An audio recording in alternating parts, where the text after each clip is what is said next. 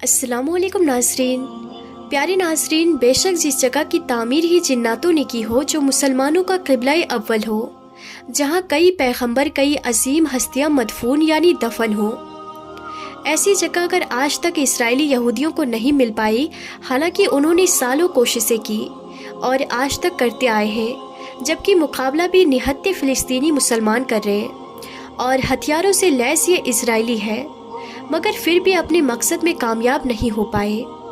और नाज़रीन, अभी के मौजूदा हालातों को आप देख रहे होंगे कि फ़िलिस्तीन और इसराइल की जंग कैसे छिड़ चुकी है। इसराइल लगातार बमबारी कर रहा है। हालांकि आपने सुना होगा कि 8 अक्टूबर की सुबह को हमास नाम के एक ग्रुप ने इसराइल के ऊपर 20 मिनट में 5000 रॉकेट दाग दिए।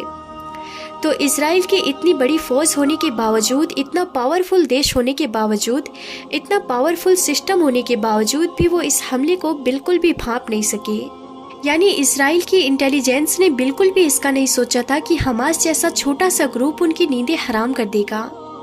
नाज़रीन, आज हम आपको एक ऐसा फुटेज के बारे में बताने वाले हैं, एक ऐसी बात बताने वाले हैं। क्या आपको मालूम है कि मस्जिदें अक्सर रात को खाली क्यों करवाई जाती है? कौन से फरिश्ते यहाँ पर पहरा देने आते हैं? और सीसीटीवी कैमरे में जब देखा गया तो इसमें क्या नजर आया? सीसीटीवी कैमरे की फुटेज देखकर आपके भी रोंगटे खड़े हो जाएंगे। तो नाज़रीन, ये वीडियो बहुत ही ख़ास होने वाली है। आप लोग इसे लाइक करें या ना करें, लेकिन आप इसे पूरा ज़रूर देखें। नाज़रीन, मस्जिद अक्सा को इसराइल क्यों पाना चाहता है और अभी ये अपने इस मंसूबे में कामयाब क्यों नहीं हो पाया, इसके बावजूद कि इन हथियार लैस इसराइलियों का मुकाबला निहत्ते फ़िलिस्तीनी मुसलमानों से है? तो नाज़रीन, इसकी एक ही वजह नजर आती है और वो ये है कि अल्लाह ताला इस घर की हिफाजत खुद करता है और फरिश्ते यहाँ पर पहरा भी देते हैं। नाज़रीन, इससे पहले कि आपको सीसीटीवी फुटेज दिखाएं, वीडियो में आगे बढ़ने से पहले आपसे गुजारिश है, अगर आपने हमारे चैनल ताबिश इल्म को अभी तक सब्सक्राइब नहीं किया है तो आप इसे अभी सब्सक्राइब कर लें और साथ में लगे बेल आइकन पर भी ज़रूर क्लिक कर दें, ताकि आने वाले सारे वीडियोस की नोटिफिकेशन आपको हमेशा मिलती रहे। वीडियो को लाइक करें, शेयर करें और नीचे कमेंट बॉक्स में अपनी राय का इजहार ज़रूर कीजिएगा। तो चलिए नाज़रीन, वीडियो को शुरू करते हैं। नाज़रीन, इस बात को बहुत ही कम लोग जानते होंगे कि मस्जिद अक्सा को रात के वक्त खाली करवा दिया जाता है और किसी को वहां आने और रात में रुकने की इजाज़त नहीं दी जाती। ये वो जगह है जिसे हज़रत सुलेमान अलैहिस्सलाम ने जिन्नातों के ज़रिए बनवाया था, जिसे यहूदी हैकल सुलेमानी के नाम से जानते हैं। और यही वो पाक मकाम है जहाँ हज़रत मरियम सलामुल्लाह अलैहा के बतन पाक में हज़रत ईसा अलैहिस्सलाम थे और हज़रत जिब्राइल अलैहिस्सलाम रोज़ उनके लिए जन्नत से खाना लेकर आया करते थे। और यही वो मुक़द्दस और पाक जगह है जहाँ मेराज के लिए हमारे प्यारे आका हज़रत मोहम्मद मुस्तफ़ा सल्लल्लाहु ताला अलैहि वसल्लम की सवारी मस्जिद नबवी से एक ही रात में मस्जिद अक्सा तक तशरीफ़ ले आई और फिर यहाँ से आगे मेराज का सफ़र शुरू हुआ। नाज़रीन, मुसलमानों के इस मुक़द्दस मुकाम में ऐसा कुछ हो चुका है जिसका सोचना भी इंसानी अक्ल के लिए दुश्वार है।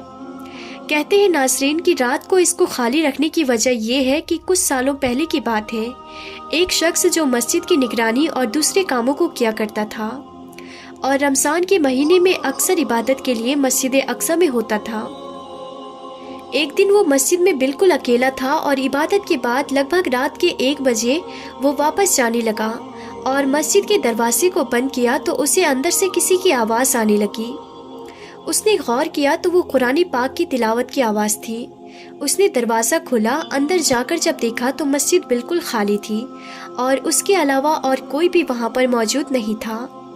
तो फिर नाज़रीन, आवाज़ आखिर किसकी थी और कौन तिलावत कुरान पाक कर रहा था? वो दोबारा वापस मुड़ा और दरवाजे को बंद किया तो उसने फिर तिलावत कुरान पाक की वही आवाज़ सुनी। उसने फ़ौरन दरवाज़ा खोला, अंदर जाकर देखा, मगर ना ही कोई मौजूद था और ना ही कोई तिलावत कुरान पाक कर रहा था। उसने दरवाज़ा फिर से बंद किया तो आवाज़ दोबारा आने लगी। वो पहले तो डर गया, फिर दरवाज़ा खोल कर देखा और फिर अच्छी तरह से मस्जिद का एक एक कोना छान मारा, मगर उसे वहाँ कोई शख्स ना मिला। नाज़रीन, उसका कहना है कि उस रात वो डर कर वापस घर आ गया, मगर अगली रात फिर उसके साथ ऐसा ही हुआ। उसको समझ नहीं आ रहा था कि आखिर ऐसा कौन है जिसकी तिलावत की आवाज़ तो आ रही है मगर वो खुद दिखाई नहीं देता। اگلے روز اس نے مسجد سیکیورٹی عملے کو بتایا۔ انہوں نے کہا پریشانی کی کوئی بات نہیں ہے، ہم ابھی سیکیورٹی کیمرے کی ریکارڈنگ چیک کر لیتے ہیں تاکہ تمہارا وہم دور ہو جائے۔ ناظرین، جب انہوں نے رات کے وقت کیمرے کی ریکارڈنگ دیکھی تو ان کے رونگٹے کھڑے ہو گئے۔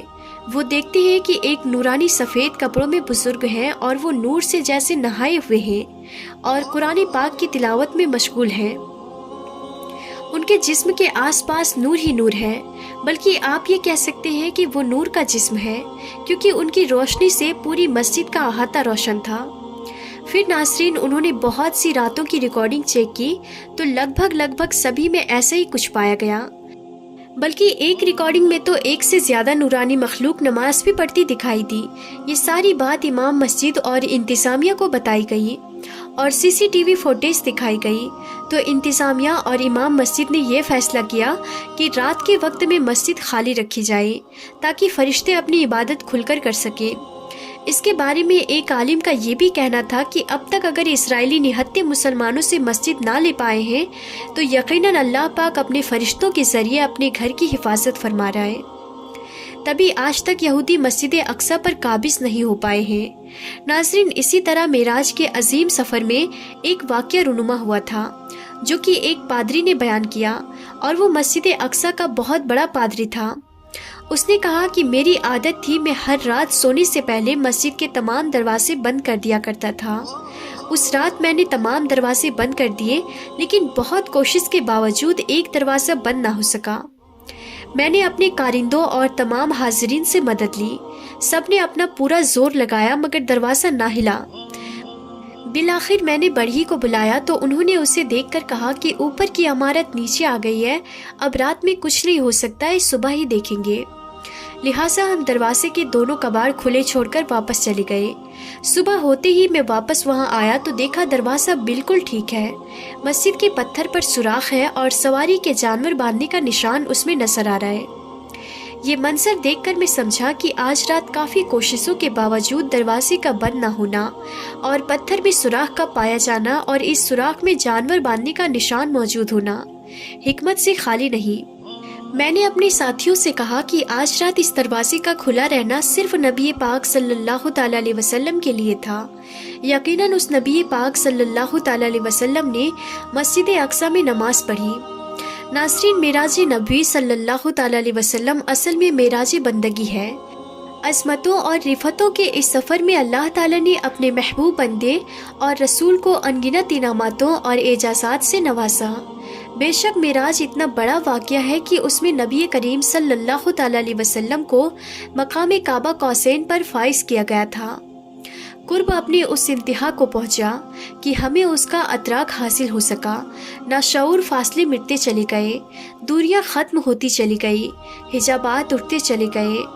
درجات کے اس عظیم الشان بلندی پر جب جلوہ افروز ہو کر بھی عاجزی اور انکساری کا پیرہن اس رسول کریم صلی اللہ تعالیٰ علیہ وسلم کے لیے باعث اعجاز بنا رہا، کرۂ ارضی پر واپسی ہوئی تو سیاہ لامکہ حضور صلی اللہ تعالیٰ علیہ وسلم کا بشری و تہذیبی وجود سلامت تھا۔ تمام عبادت اور احکامات ایسے ہیں جو اسی زمین پر اتارے گئے ہیں، لیکن اللہ تعالیٰ نے نماز کا خصوصی معاملہ فرمایا کہ اسے اپنے محبوب کو اپنے پاس بلا کر عنایت فرمایا اور نماز کے معاملے میں اپنے حبیب کی بات بار بار مانی۔ حضرت انس بن مالک رضی اللہ تعالیٰ عنہ سے مروی ہے کہ رسول کریم صلی اللہ تعالیٰ علیہ وسلم پر معراج کی رات 50 نمازیں فرض کی گئی۔ پھر آپ صلی اللہ تعالیٰ علیہ وسلم کے بار بار کہنے پر کہ امت کمزور ہے، ان میں کمی کی گئی، یہاں تک کہ 5 نمازیں کر دی گئی۔ پھر اللہ تعالیٰ کی طرف سے ندا آئی کہ اے محمد صلی اللہ تعالیٰ علیہ وسلم، میرا فیصلہ بدلا نہیں جاتا، اور بے شک آپ اور آپ کی امت کے لیے ان 5 نمازوں کے ساتھ ساتھ 50 نمازوں کا ثواب ہے۔ سبحان اللہ۔ اللہ کے رسول صلی اللہ تعالیٰ علیہ وسلم فرماتے ہیں، نماز مومنین کی معراج ہے، نماز تحفہ معراج ہے۔ ایمان کے بعد شریعت کا پہلا حکم نماز ہے۔